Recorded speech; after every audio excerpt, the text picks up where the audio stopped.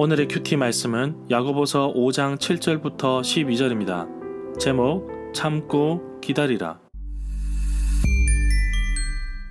첫 번째 관찰입니다. 앞뒤 문맥 살펴보기. 야고보서 4장에서는 공동체 안에서 다툼이 일어난 이유에 대해서 말하고 있습니다. 그 원인을 욕심과 이기심이라고 말합니다. 특히 야고보는 두 마음을 품지 말 것을 당부하고 있는데 세상과 하나님을 동시에 찾을 수 없습니다. 4장 후반부에서는 부유한 그리스도인들에게, 5장 초반부에는 세상의 부자들에게 그들의 잘못을 지적하고 있습니다. 가진 물건을 가지고 앞날의 계획을 세울지라도 하나님의 뜻을 물어봐야 합니다. 우리의 인생이 마치 안개처럼 잠깐 보이다가 사라질 수 있기 때문입니다. 야고보서 5장 중반부에는 야고보는 마지막 때를 기다리는 그리스도인들이 가져야 하는 자세에 대해서 말하고 있습니다. 그리스도인들은 다가오는 고난을 잘 참고 견뎌야 합니다. 왜냐하면 그 고난을 통해 연단되기 때문입니다. 화는 하나님의 뜻을 이루지 못하게 하기 때문에 그리스도인들이라면 차라리 져주는 것이 더 낫다고, 양보하는 것이 도리어 이기는 길이라고 합니다. 두 번째 해석입니다. 문단 나누기 내용 파악 중심 줄거리. 문단을 나눠보겠습니다.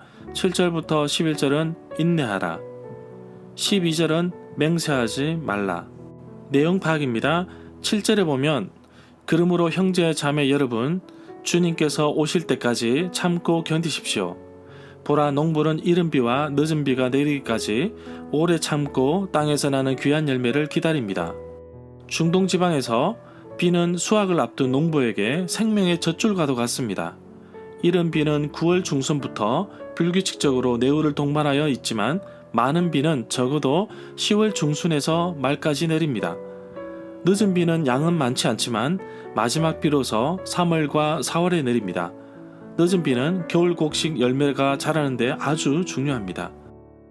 7절부터 11절에서 야고보는 부자들에게 논란과 울음의 근거가 되는 것, 즉 예수님의 재림은 그 교회의 회중에게는 위로와 격려가 됩니다.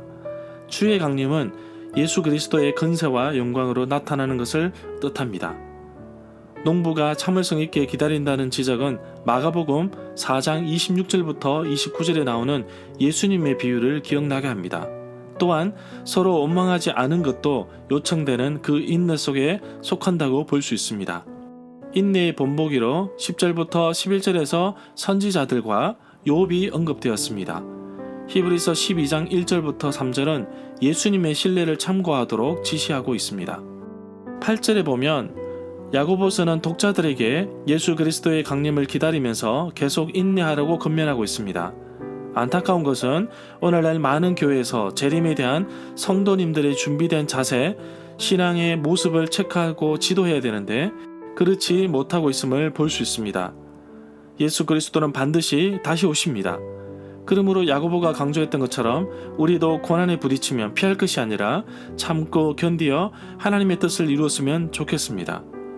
9절에 보면 예수 그리스도의 재림과 심판이 당장 당신에게 임하였다는 경고의 메시지입니다. 심판하실 분이 문 앞에 서 있다는 표현이 바로 예수님의 재림에 대한 언급이라고 볼 수 있습니다. 이 구절에 심판의 주가 문 밖에 서 계시니라고 하였는데, 또는 심판의 주가 가까이 계시다는 뜻으로 이해할 수도 있습니다. 예수님의 재림에 대한 언급인데 고린도전서 15장 23절부터 24절, 그리고 데살로니가 전서 2장 19절, 3장 13절, 5장 23절에서도 언급되고 있습니다. 11절에 보면 그렇게 참고 견디었던 사람들은 복되다고 우리는 생각합니다. 여러분도 욥이 어떻게 참고 견디었는지 들으실 것입니다. 또 우리 주님께서 모든 고난이 끝난 후에 그들에게 복을 주십니다. 주님은 가장 자비로우시며 긍휼히 여기시는 분이십니다. 이 구절에 보라, 인내하는 자를 우리가 복되다 하나니 라고 하였는데, 또는 우리는 그들이 인내하기 때문에 복되다고 부르나니 라는 말로 바꾸어 이해할 수도 있습니다. 이 구절과 관련된 인내에 대한 성경 구절은 다니엘 12장 2절에 나옵니다. 12절에 보면 나의 형제 자매 여러분, 무엇보다도 맹세하지 마십시오. 하늘이나 땅이나 아무 다른 것으로도 맹세하지 마십시오. 다만 예 해야 할 경우에는 예라고만 하고 아니요라고 해야 할 경우에는 오직 아니요라고만 하십시오. 그렇게 해야 여러분은 심판을 받지 않을 것입니다. 이 구절은 다음의 종결 겉면에 이미 속하는 것입니다.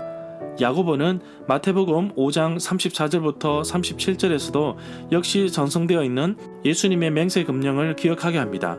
이 금령은 거룩한 하나님의 이름을 피하는 저주 형식에도 또한 해당된다고 볼 수 있습니다. 예수님의 제자들의 각 마디의 말은 참된 것이어야 합니다. 핵심 내용과 중심 줄거리는 네이버 블로그에 올려져 있습니다.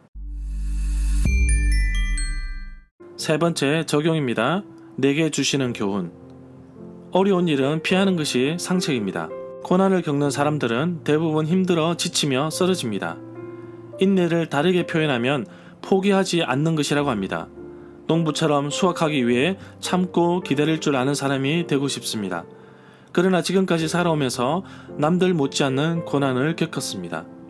처음에는 상당히 불평불만이 많았습니다. 왜 내가 이런 삶을 살아야 하는가? 그러나 시간이 지나면서 나의 의지는 꺾이고 하나님만 의지하는 습관이 생겼습니다. 사실 고난을 좋아하지 않습니다. 그러나 고난이 온다면 이제는 하나님 앞으로 달려가 기도로 이겨냅니다. 그리고 온전히 하나님의 뜻을 이루기 위해 내가 포기해야 할 것이 무엇이 있는지, 또한 포기하지 말아야 할 것이 무엇이 있는지 정확하게 판단할 수 있도록 지혜를 달라고 기도합니다. 오늘도 고난의 현장에서 나와 함께 하실 하나님을 기억합니다. 잘 참고 견디고 인내의 뜻을 잘 이룰 수 있도록 힘을 주옵소서. 함께 기도하겠습니다. 사랑하는 하나님 아버지, 고맙고 감사합니다.